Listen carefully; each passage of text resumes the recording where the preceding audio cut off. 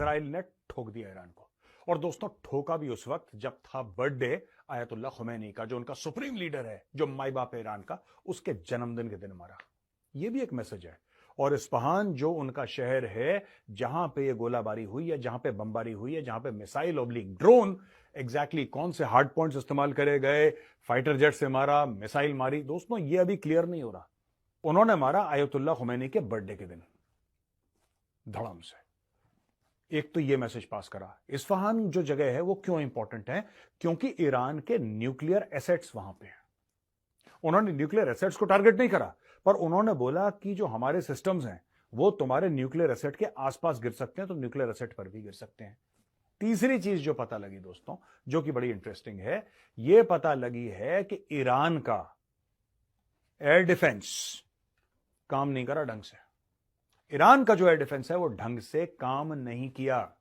जब गोलाबारी हुई, जब ड्रोन या उन्होंने जो भी मिसाइल मारी होगी, ठीक है, उन्होंने क्रूज मिसाइल मारी होगी, बैलिस्टिक मारी होगी, अभी क्लियर नहीं है, मीडिया में रिपोर्ट्स नहीं आई, लेकिन इतना पता लग गया कि ईरान का एयर डिफेंस सिस्टम निहायत ही कमजोर है। एक दो बातें दोस्तों और आपसे मैं पूछता चलूं।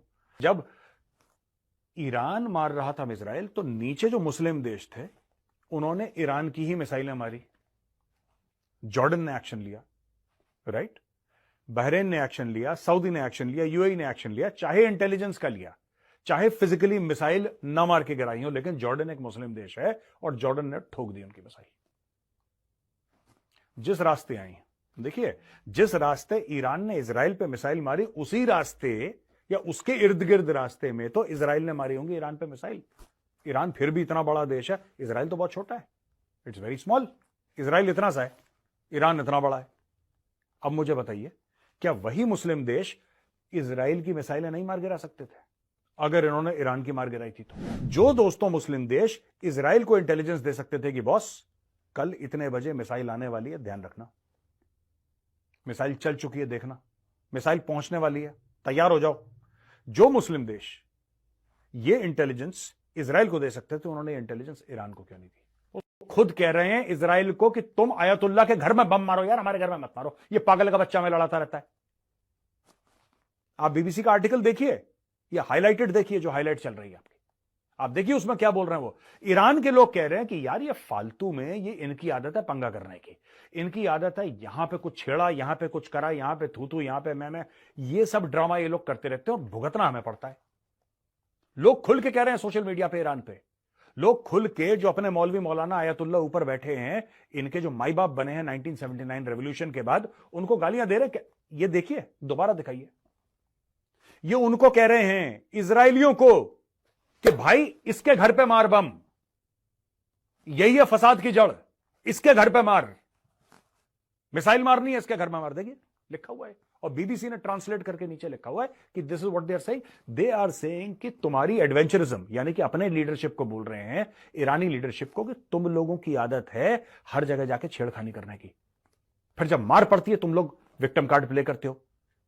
और वाट किसकी लगी है? ईरान की वाट लगी है। ईरानी कहते हैं यार हम अमन पसंद लोग हैं, हमें नहीं लड़ना किसी से, हमें ना कल लड़ना था, ना आज लड़ना है, ना आगे लड़ना है, हम नहीं लड़ना चाहते।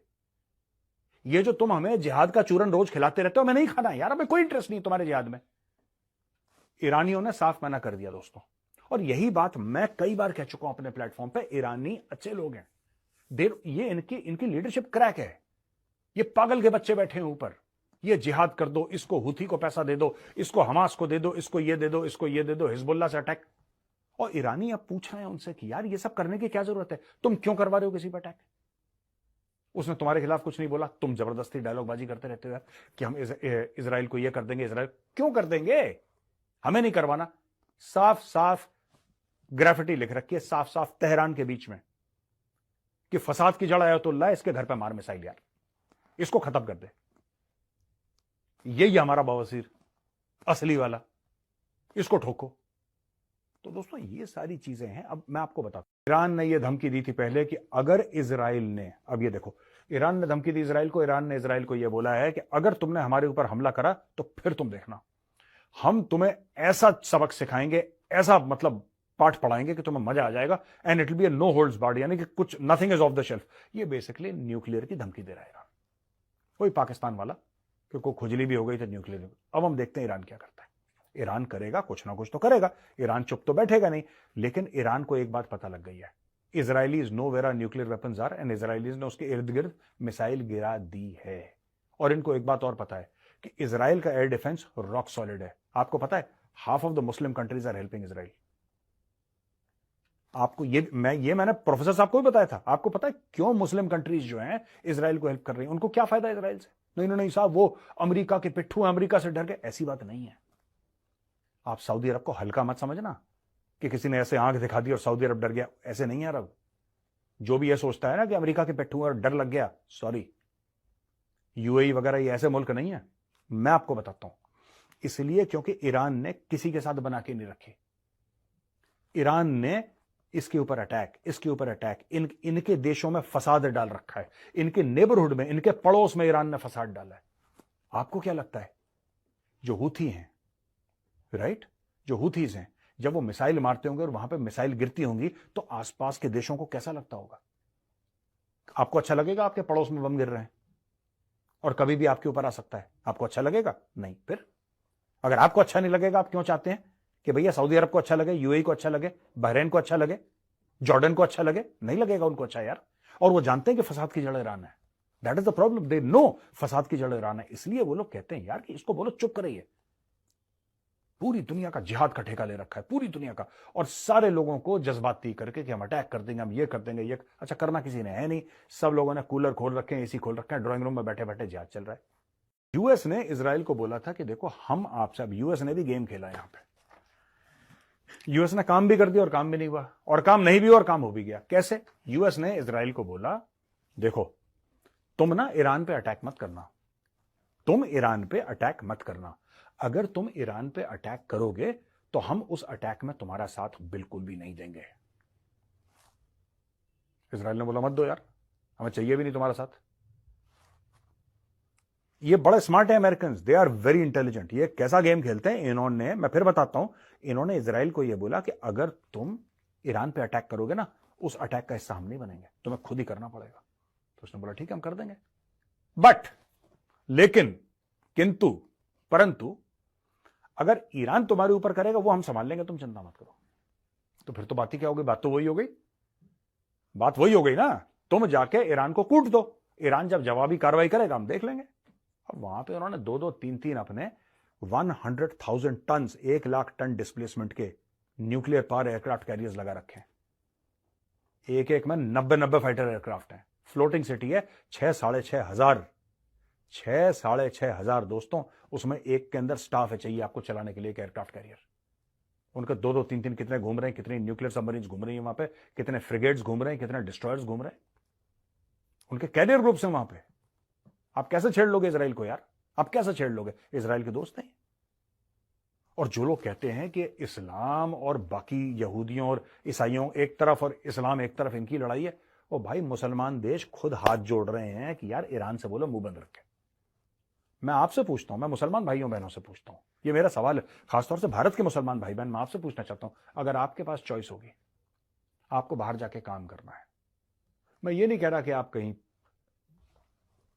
उसके लिए गए या किसी रिलीजियस मजहबी फंक्शन के लिए गए, अगर कोई शिया है तो जाहिर सी बात है वो इराक जाएंगे और ईरान घूमने की कोशिश करेंगे। वो आई रिस्पेक्ट योर फीलिंग्स, मैं बिल्कुल इज्जत करता हूं आपके जज्बातों की। लेकिन मैं आपसे पूछना चाहता हूं, कल आपसे कोई पूछेगा आपको तेहरान में रहना है, आपको 10 साल के लिए रहना है, 5 साल के रहना है, बच्चों की परवरिश करानी है, कोई आपसे पूछेगा कि भाई आपको तेहरान में रहना है कि आपको दुबई में रहना है, आप क्या चूज करेंगे ये बताइए?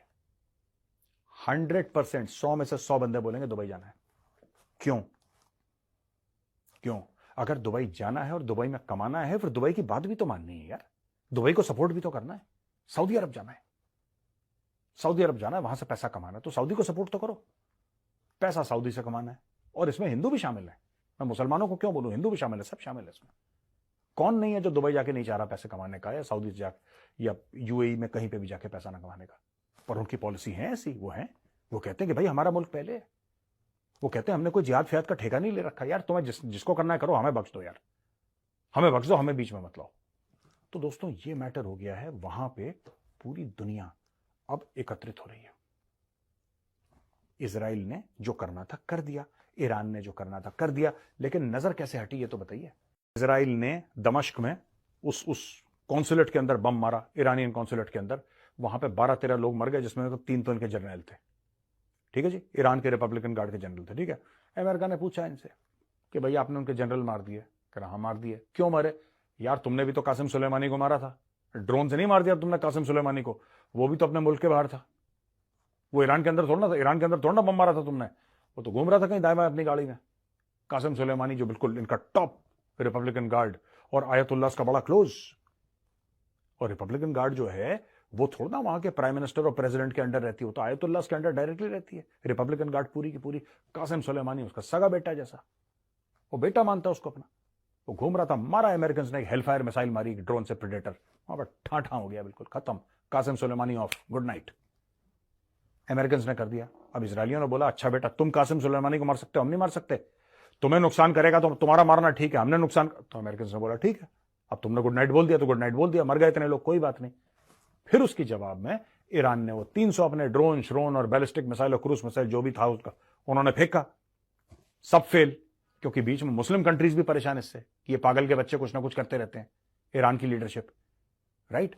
फिर इसराइल ने मारा। तो यहां पे भी गेम रुका हुआ है दोस्तों बीच में, यहां पे गेम रुका हुआ है बीच में, और ईरान कुछ ना कुछ करेगा। हां ईरान, अब देखिए मैटर ऐसा आ गया ना कि अब ईरान की फौज को कुछ करना पड़ेगा, क्योंकि जो मुस्लिम स्ट्रीट है पूरी, ये मैं अपने प्रोफेसर साहब की बात बता रहा हूं, जो प्रोफेसर साहब का दिमाग है, प्रोफेसर साहब ने बोला है कि मुस्लिम जो स्ट्रीट है, यानी कि जो सड़क पर चलता मुसलमान है अक्रॉस द वर्ल्ड, उसकी ये उम्मीद है कि ईरान जो है इजराइल को ठोकेगा। तो उसने एक बात बताऊं, कख नहीं होने वाला। मैं आज आपको बोल रहा हूं, आप लिख के ले लो, मेजर ने इस तारीख को बोला था, कख नहीं होने वाला।